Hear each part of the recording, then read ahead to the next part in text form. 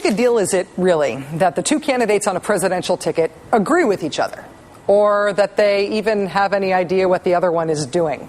Late last week, the Bush administration decided to remove North Korea from the list of state sponsors of terror. On Friday night, John McCain responded by releasing a statement expressing disappointment with the decision. He said he was not at all convinced that the decision was good for America's interests. Apparently, Governor Palin didn't get the memo about that, because by the following day, on Saturday, Palin had this curious exchange with reporters. Do you have any reaction to the decision to take North Korea off the list of terrorists? Well, Condoleezza Rice, of course, having worked on this strategy for quite some time, I have faith in her that they're making this wise decision. Wise decision?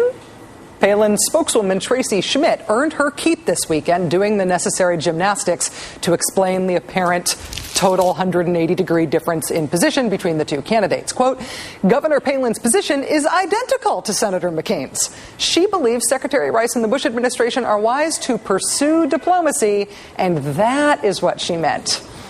Except that McCain's rejection of Rice's decision was just about the opposite of faith in her wise decision. Good marks for effort, poor marks for believability.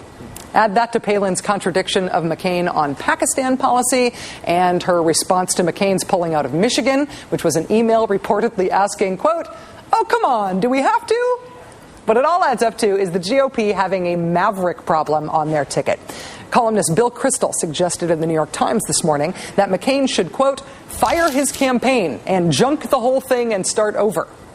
Start over with all the repair the campaign apparently needs? How do you immediately regain the unconditional support of Republican intelligentsia like George Will, David Brooks, Mike Murphy, Charles Krauthammer, Kathleen Parker?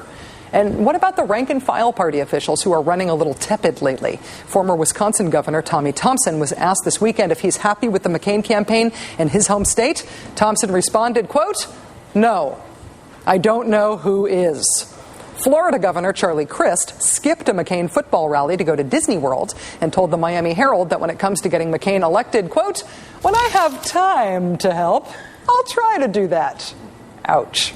Even McCain's favorite surrogate, Mitt Romney, now says that McCain needs to, quote, establish an economic vision that is able to convince the American people that he really knows how to strengthen the economy.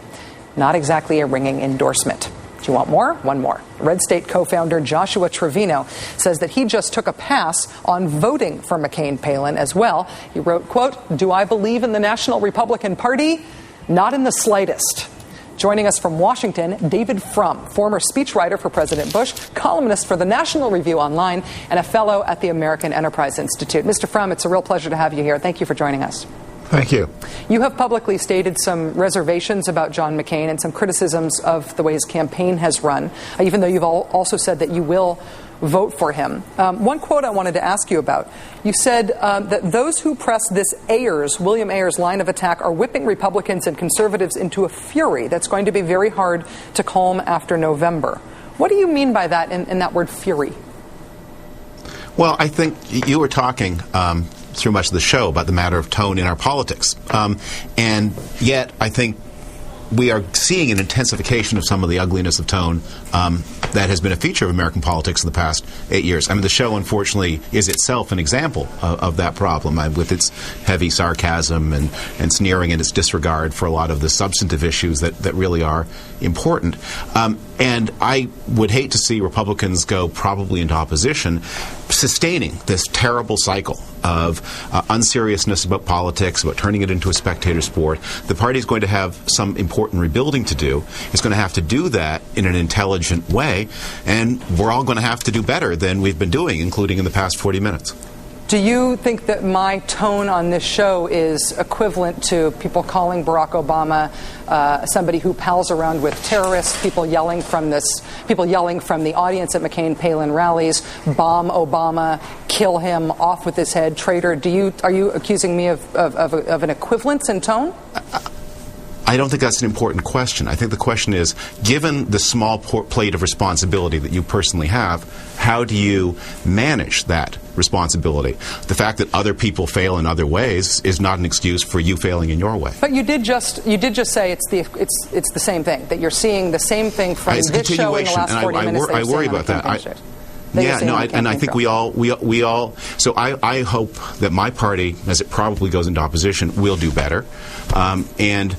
I hope that when we are looking in the next cycle of politics that we will see that the quality of discussion is more thoughtful, that the substance is more important, and that questions like whether or not North Korea is a terrorist state and belongs on that list can be discussed on their merits and not on what they tell us about the gamesmanship of politics. On the thoughtfulness issue, though, I wonder if part of the problem in the way that we haven't moved through these things, we decry them on all sides. People left, right, and center complain about the tone in politics. But I sense also that there's a devotion to coming up with a sort of false equivalence. The idea that bringing up John McCain's experience in the Keating Five, for example, is somehow equivalent to calling Barack Obama somebody who pals around with terrorists. You saying that my tone on this show, sarcasm, being playful, the way that I approach issues, would be somehow equivalent to the McCain campaign, I'm guessing, saying they don't want to talk about the economy. I don't see those things as equivalent. I'm just suggesting the line is often attributed to Mahatma Gandhi. I don't know if it's really his, that we should be the change we want to see, or that we say we want to see. And so if we want to have a more intelligent, more grown-up politics, and I think we all say that, then we ought to do it.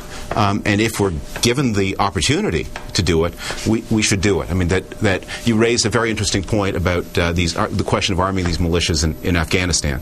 I was just there for a little more than a week with a NATO mission. We spent a lot of time talking about that question. It's a really important question and a really hard one. And it does demand some of the best thinking we can do because there is a war going on that the United States it's a commitment, it's a war, it's not going well. We've got a major financial crisis, and I absolutely am concerned and unhappy about the kind of campaign my party has been running, and I'm doing my best to try to raise the tone, my little best, and to urge that we do better and we talk more substantively. I think we should all do that. It would be better for everyone. I didn't intend for my interview with you to be about this, but because you raised it, I feel like I've got to talk to you about it. And I guess when you say that you want the discourse to be more grown up and more intelligent, I agree with you on intelligent. I don't necessarily agree with you on grown up. I think there's room for all sorts of different kinds of discourse, including satire, including teasing, including humor. There's a lot of different ways to talk about stuff, and Americans absorb information in a lot of different ways. But I do think there's something qualitatively different about threats of violence and about accusations that people are un-American or that they would sell out their country. If John McCain were making threats of violence, if John McCain were making threats of violence, that would be really bad. But does a candidate standing at a podium, when somebody in the audience at a political rally responds to their rhetoric by saying, "Kill him," does the candidate not have a responsibility there to stop mid-sentence, whatever they're doing, and say, you know what, this is America, we don't do it that way, and where's the Secret Service? Well, here's what I would guess. I wasn't there, and as you know, there's some controversy about whether that was exactly what the person said. But you're the candidate. You're in this huge bowl of 16,000 people or whatever it is. You can't hear what they're saying. You read about it in the newspapers the same day as anybody else. And I think John McCain has tried to dial it back. I agree. A lot of unfortunate things have been said by people associated with the campaign. There have been invocations. And the McCain campaign is doing a non-substantive job and doing a lot of politics of cultural resentment. That's all true. And they're going to pay a heavy price in November. But unfortunately, when you run a bad campaign, it isn't the candidate, and the candidate does pay, but the country pays. And we are going to be moving into a situation where we are likely going to have a Democratic president. We are certainly going to have a Democratic Congress, maybe with an expanded majority, and that opens the way to some potentially very destructive changes, both at home and abroad.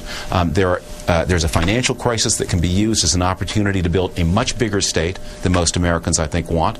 They're signing up for something quite blind, and in the same way, internationally, there are some real dangers out there that are real, whether we jerk them. I complain to a lot of people in my party that they don't want to see the truths about the party's problems. But it's also true that there are people on the Democratic side who don't want to see the truths about the threats to America in the world. Well, I couldn't disagree with you more about the Democrats not seeing threats in the same way that Republicans do. I think that that's been an accusation sort of leveled at liberals specifically and at Democrats for a long time without much evidence. But if you took it seriously, you'd invite Paul Wolfowitz on to talk about why does he believe that indeed America has to reinvest more in modernizing its nuclear arsenal rather than just making jokes about it. Well, making jokes about it is important. If it were important to you. Well, making jokes about it if it were important. Can you hold on a second? Just 1 second. Making jokes about it is part of the way that I am talking about it. If I believed that Paul Wolfowitz would come on this show, I absolutely would ask him. At your suggestion, I will. The fact that the John McCain campaign, in all of the weeks that I've been on the air, has made one person available once for 3 minutes to me doesn't make me inspired about those prospects. But I understand that you feel frustrated. You guys have a symbiotic relationship. Why? You guys have a symbiotic relationship of negativity. I just don't think that what we do on the show is at all equivalent to people yelling "kill him" from the audience of political rallies. But I appreciate that rhetorically you're trying to make the point of equivalence. I just couldn't disagree with you more strongly. I hope you enjoyed being on the show anyway, and thanks for doing it. Thank you.